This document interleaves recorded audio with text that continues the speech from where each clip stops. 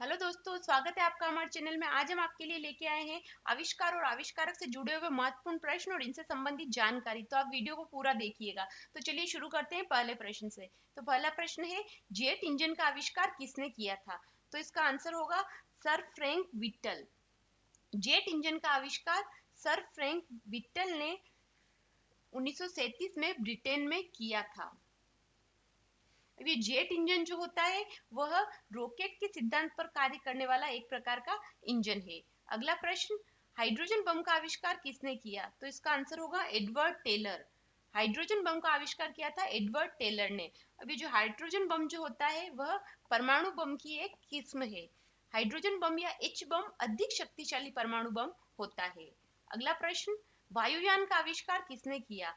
तो इसका आंसर होगा आर्विल और विल्बर। आर्विल और विल्बर दो अमेरिकन बंधु थे जिन्हें हवाई जहाज का आविष्कारक माना जाता है। इन्हें राइट बंधु भी कहते थे। अगला प्रश्न, सिनेमा का आविष्कार किसने किया? तो इसका आंसर होगा निकोलस और जीन लुमिये। सिनेमा का आविष्कार निकोलस और जीन लुमिये ने 1895 में फ्रांस में किया था। अगला प्रश्न, कंप्यूटर का पिता किसको कहते हैं? तो इसका आंसर होगा चार्ल्स बेबेज। चार्ल्स बेबेज को कंप्यूटर का पिता, फादर ऑफ कंप्यूटर भी कहते हैं। बेबेज को अंततः अधिक जटिल डिजाइन करने के लिए एवं उनके नेतृत्व में पहली यांत्रिक कंप्यूटर की खोज करने का श्रेय दिया जाता है चार्ल्स बेबेज को। अगला प्रश्न, जेनेटिक लिंकेज की खोज किसने की थी? तो इसका आंसर होगा बेटेसन। जेनेटिक लिंकेज का विचार सबसे पहले British genetics William Bateson, Edith Rebecca Saunders और रेजिनाल्ड पुनेट ने खोजा था। अब ये जेनेटिक लिंकेज क्या होता है? जेनेटिक लिंकेज ये होता है कि एक ही गुणसूत्र पर स्थित जीनों में एक साथ वंशगत होने की जो प्रवृत्ति पाई जाती है, जीनों की इस प्रवृत्ति को सहलग्नता कहते हैं। अगला प्रश्न, हेलीकॉप्टर का आविष्कार किसने किया था? तो इसका आंसर होगा इगोर सिकोरस्की। इगोर सिकोरस्की ने 1939 में हेलीकॉप्टर का आविष्कार किया था, जो कि आज से करीब 400 ईसा पूर्व हेलीकॉप्टर का आविष्कार हुआ था। अगला प्रश्न, प्रतिरक्षण तकनीक का विकास किसने किया? तो इसका आंसर होगा लुई पाश्चर। लुई पाश्चर ने प्रतिरक्षण तकनीक का विकास किया था। प्रतिरक्षण या प्रतिरक्षा एक जैविक प्रक्रिया है जो संक्रमण, बीमारी या अन्य अवांछित जैविक हमलावरों के लिए पर्याप्त जैविक रोग प्रतिरोधक होने की स्थिति का वर्णन करती है। अगला प्रश्न, नाइलॉन के आविष्कार के साथ कौन संबंधित है? तो इसका आंसर होगा डॉक्टर वेलेस एच कैरोथर्स। नाइलॉन का आविष्कार अमेरिकी वैज्ञानिक डॉक्टर वेलेस एच कैरोथर्स ने 1937 में किया था। और नाइलॉन जो है वो यह मानव द्वारा बनाया गया पहला रेशा था। अगला प्रश्न, सौर सौर प्रणाली का आविष्कार किसने किया था? तो इसका आंसर होगा कोपरनिकस। निकोलस कोपरनिकस, जो कि प्रसिद्ध यूरोपीय खगोल शास्त्री व गणितज्ञ थे, इन्होंने सौर प्रणाली का आविष्कार किया था और उनको आधुनिक खगोल विज्ञान का संस्थापक भी माना जाता है। और कोपरनिकस ने ही सर्वप्रथम यह क्रांतिकारी सूत्र दिया था कि पृथ्वी अंतरिक्ष के केंद्र में नहीं है। उन्होंने यह सिद्धांत दिया था कि सभी ग्रह सूर्य के चारों ओर घूमते हैं। यह सिद्धांत भी कोपरनिकस ने दिया था। अगला प्रश्न, इंसुलिन का आविष्कार किसने किया? तो इसका आंसर होगा Frederick Grant Banting. Doctor Frederick Grant Banting ने चार्ल्स बेस्ट के साथ वर्ष 1921 में इंसुलिन की खोज की थी। और इंसुलिन, ये तो इंसुलिन का आविष्कार किया था फ्रेडरिक ग्रांट बेंटिंग ने। और इंसुलिन की प्राथमिक संरचना की खोज किसने की थी? ये प्रश्न अलग है। इंसुलिन का आविष्कार और इंसुलिन की प्राथमिक संरचना, ये दोनों प्रश्न अलग है। तो इंसुलिन की प्राथमिक संरचना की खोज की थी जीव शास्त्री फ्रेडरिक सेंगर ने। अगला प्रश्न, रुधिर वर्ग का पता लगाया था? तो इसका आंसर होगा लैंड स्टीनर ने। लैंड स्टीनर ने रुधिर वर्ग का पता लगाया था, जिन्हें की रक्त समूहों का जनक माना जाता है। अगला प्रश्न, वर्ष 1749 में तड़ित चालक का आविष्कार किसने किया था? तो इसका आंसर होगा बेंजामिन फ्रैंकलिन। सन 1749 में तड़ित चालक का आविष्कार किया था बेंजामिन फ्रैंकलिन ने। अभी तड़ित चालक क्या होता है? तड़ित चालक एक धातु की चालक छड़ होती है जिसे ऊंचे भवनों की छत पर आकाशीय विद्युत से रक्षा के लिए लगाया जाता है। अगला प्रश्न, बिजली के बल्ब का आविष्कार किसने किया था? तो इसका आंसर होगा थॉमस अल्वा एडिसन।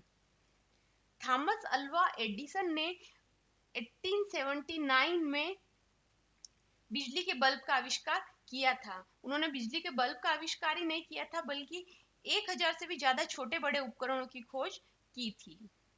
अगला प्रश्न, रेडियोधर्मिता की खोज किसने की थी?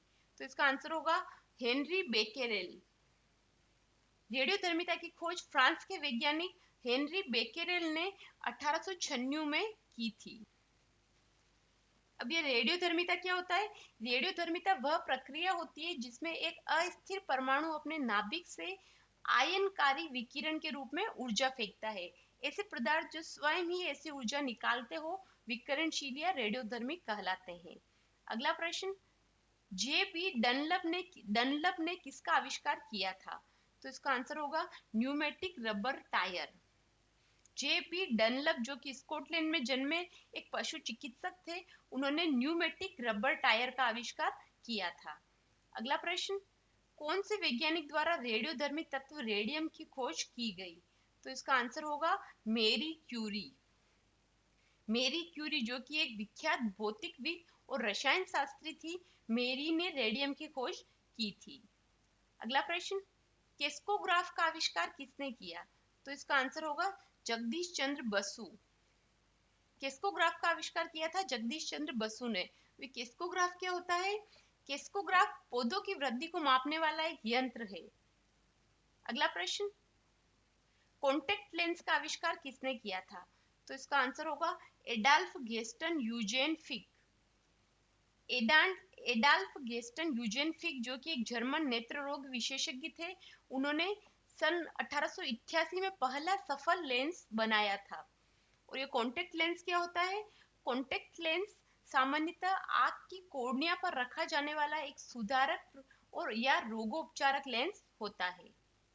अगला प्रश्न, आईवीएफ तकनीक का सबसे पहले आविष्कार किया गया? तो इसका आंसर होगा पैट्रिक स्टेपो और रॉबर्ट एडवर्ड्स। विश्व में पहली बार इस प्रक्रिया का प्रयोग यूनाइटेड किंगडम में पैट्रिक स्टेपो और रॉबर्ट एडवर्ड्स ने किया था। और ये आईवीएफ तकनीक क्या होती है? आईवीएफ तकनीक ये होती है कि ये महिलाओं में कृत्रिम गर्भधारण की सबसे प्रभावी तकनीक है, मानी जाती है। अगला प्रश्न, एयरबैग का आविष्कार किसने किया था? तो इसका आंसर होगा एसन जोर्डनोफ। विश्व में का प्रथम एयरबैग 1957 में एसन जोर्डनोफ द्वारा डिजाइन किया गया था। अगला प्रश्न, यूनिवर्सल मानक समय का आविष्कार किसने किया? तो इसका आंसर होगा सैंडफोर्ड फ्लेमिंग।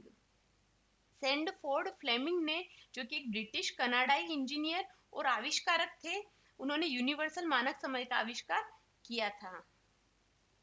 अगला प्रश्न, वह यंत्र जो अत्यधिक तापक्रम मापता है कहलाता है? तो इसका आंसर है पायरोमीटर। अब जो अत्यधिक तापक्रम मापता है वह कहलाता है पायरोमीटर। इसका मतलब यह है कि जब किसी वस्तु का तापमान बहुत अधिक होता है तो इसका ताप का मापन सामान्य ताप मापी से ज्ञात नहीं किया जा सकता। किसी उच्च ताप के मापन के लिए प्रयुक्त होने वाली तापमापी को पायरोमीटर कहते हैं। जैसे उदाहरण के तौर पर हम देखते हैं कि हमें किसी भट्टी का तापमान ज्ञात करना होता है तो यह किसी सामान्य थर्मामीटर से नहीं कर सकते, उसके लिए पायरोमीटर यंत्र उपयोग में लिया जाता है। अगला प्रश्न, गति का अध्ययन कहलाता है? तो इसका आंसर होगा काइनेमेटिक्स। काइनेमेटिक्स जो है वह परंपरागत यांत्रिक प्रक्रियाओं की एक शाखा है जो गति के कारणों पर विचार किए बिना गति बिंदुओं, वस्तुओं के समूहों का वर्णन करता है। अगला प्रश्न, पोर्टलैंड सीमेंट का आविष्कार किसने किया था? तो इसका आंसर होगा जोसेफ एस्परडिन। पोर्टलैंड सीमेंट का आविष्कार एक अंग्रेज जोसेफ एस्परडिन ने 1824 में किया था। अब ये पोर्टलैंड सीमेंट जो होती है यह वर्तमान समय की सामान्य उपयोग में आने वाली पूरे संसार में सर्वाधिक प्रचलित सीमेंट है। तो दोस्तों आज के इस वीडियो में हमने कवर किए हैं आविष्कार और आविष्कारक से जुड़े हुए महत्वपूर्ण प्रश्न। तो अगर आपको ये वीडियो पसंद आया हो तो इसे लाइक कीजिए, शेयर कीजिए, कमेंट कीजिए, और अगर अभी तक आपने हमारे चैनल को सब्सक्राइब नहीं किया तो सब्सक्राइब कीजिए और बेल आइकन दबाइए ताकि आगे आने वाले वीडियो का अपडेट आपको मिल जाए। हमारे साथ जुड़े रहने के लिए धन्यवाद।